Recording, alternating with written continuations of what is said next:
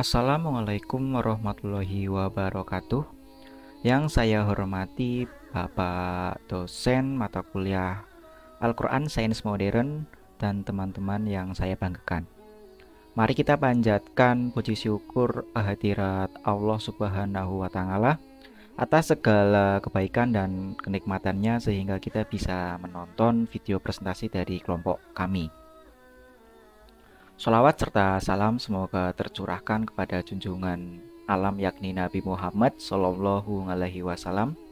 Semoga kita selaku umatnya mendapat syafaat di yaumil akhir kelak. Perkenalkan, nama saya Mufid Al-Munawar, perwakilan dari kelompok 4 yang beranggotakan Mufid Al-Munawar nomor NIM 2021-1541 dan Filan Purnama nomor NIM 2021-1544. Dalam kesempatan kali ini kami akan mempresentasikan hasil diskusi kami mengenai materi Al-Quran dan keragaman flora dan fauna kepada saudari Filan Purnama untuk menjelaskan materinya. Sebelum kita masuk ke dalam materi Al-Quran dan keragaman flora dan fauna, terlebih dahulu saya akan menjelaskan tentang asal mula terbentuknya kehidupan di muka bumi. Terkait evolusi dalam perspektif ayat-ayat Al-Quran beserta pandangan para ulama, menjelaskan bahwa manusia sebagai ulul albab mestinya senantiasa berpikir tentang penciptaan langit dan bumi. Pemikiran tersebut merupakan wujud dari implementasi keyakinan bahwa ciptaan Allah Subhanahu wa Ta'ala tidak akan sia-sia. Teori evolusi yang pertama kali dikonsepkan Darwin disebutkan sebagai kerangka dasar proses evolusi yang berjalan hingga saat ini. Teori-teori tersebut tentu saja mengundang banyak pro dan kontra, bahkan mengundang banyak penolakan dari pemeluk agama Islam, dikarenakan tidak selaras dengan nilai-nilai yang ada dalam agama Islam. Tentunya, teori-teori sains tersebut akan selalu berkembang sehingga kebenarannya tidaklah mutlak. Kebenaran yang mutlak hanya berasal dari ketetapan Allah Subhanahu wa Ta'ala, di mana segala hal yang terjadi di muka bumi akan mutlak terjadi atau sesuai takdir.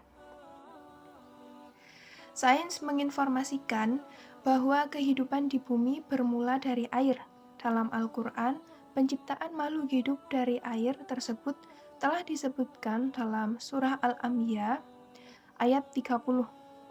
Dari ayat tersebut menghasilkan 3 penafsiran, yakni Allah Subhanahu wa Ta'ala menciptakan makhluk hidup dari air, segala kehidupan di bumi dijaga oleh air, dan Allah Subhanahu wa Ta'ala menjadikan segala sesuatu di air menjadi hidup. Berdasarkan surah An-Nur ayat 45 menjelaskan pula penciptaan makhluk hidup dari air, sehingga membuktikan bahwa teori-teori sains akan selalu terkait dengan kehendak Allah Subhanahu wa Ta'ala.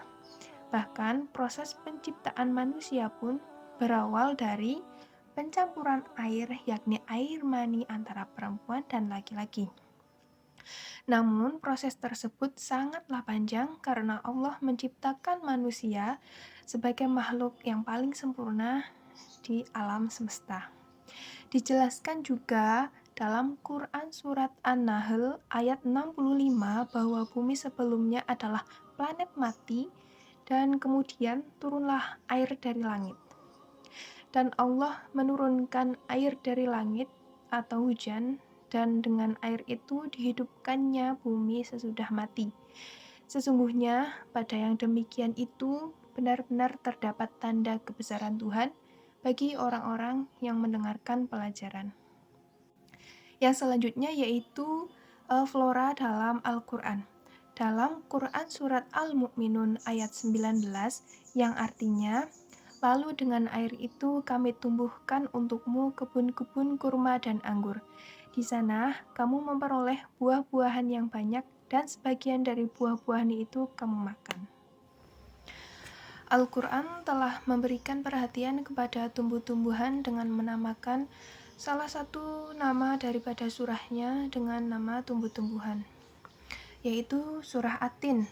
Selain itu, Al-Quran juga menyebutkan beberapa jenis nama tumbuh-tumbuhan dalam Al-Quran seperti anggur, kurma, pisang, tin, dan zaitun. Al-Quran juga menerangkan tentang proses perkembangan tumbuhan yang bermula dari biji, kemudian berakar, lalu tumbuh dengan pohon yang kuat, kemudian pohon tersebut bertangkai, berdaun, dan berbuah, dan akhirnya menghasilkan tanaman yang boleh dipanen, dimakan, dan dijual sebagai sumber pendapatan oleh manusia. Tumbuhan di bumi diciptakan oleh Allah berpasangan. Hal ini terdapat pada Quran Surat Yasin ayat 36 yang artinya, Maha suci Allah yang telah menciptakan semuanya berpasang-pasangan, baik dari apa yang ditumbuhkan oleh bumi dan dari diri mereka sendiri, maupun dari apa yang tidak mereka ketahui. Kemudian kita lanjut ke materi fauna dalam Al-Quran. Dalam Al-Quran terdapat lebih dari 140 ayat yang bukan hanya memberi perhatian kepada beberapa jenis hewan, namun menerangkan peranan hewan tersebut. Selain itu, Al-Quran turut memberikan nama kepada beberapa surah dalam Al-Quran, seperti surah Al-Baqarah dan lainnya. Dalam Al-Quran ditegaskan bahwa flora maupun fauna diciptakan oleh Allah Subhanahu wa Ta'ala dari air. Dalam surah Al-Anbiya ayat 30 yang artinya, dan apakah orang-orang kafir tidak mengetahui bahwa langit dan bumi keduanya dahulu menyatu, kemudian kami pisahkan antara keduanya, dan kami jadikan segala sesuatu yang hidup berasal dari air. Maka mengapa mereka tidak beriman? Terbukti secara ilmiah bahwa makhluk hidup di laut dan samudra serta sungai lebih dahulu ada jutaan tahun lalu daripada makhluk hidup yang ada di darat. Pada Quran Surat Anbiya ayat 30 juga menjelaskan bahwa fisik hewan dan tumbuhan diciptakan dari air, bahwa fungsi-fungsi organ dan jaringan penunjang kehidupan mereka tidak bisa bekerja tanpa air, dan bahwa kehidupan pada awalnya diciptakan dari air kemudian di tempat kering, yaitu daratan. Berdasarkan pembahasan di atas bahwa tumbuhan dan hewan atau flora dan fauna berasal dari air yang turun dari langit. Berdasarkan perbedaan pendapat tentang penjelasan ilmiah dan ayat-ayat Al-Quran yang menjelaskan bahwa hewan diciptakan dari air, menurut pandangan sains, air yang dimaksud adalah mikroba, sedangkan menurut para mufasir, air itu adalah air mani. Begitu pula tumbuhan yang membutuhkan air, cahaya, karbon dioksida, oksigen, dan lain-lain. Tumbuhan tumbuh dengan air yang telah Allah turunkan melalui hujan. Lalu Allah ciptakan tanah yang subur sehingga tumbuhan tumbuh dengan baik. Begitulah kuasa Allah yang telah menciptakan hewan dan tumbuhan saling berkaitan dan membutuhkan satu sama lain. Demikian yang bisa saya sampaikan. Selanjutnya saya kembalikan ke moderator.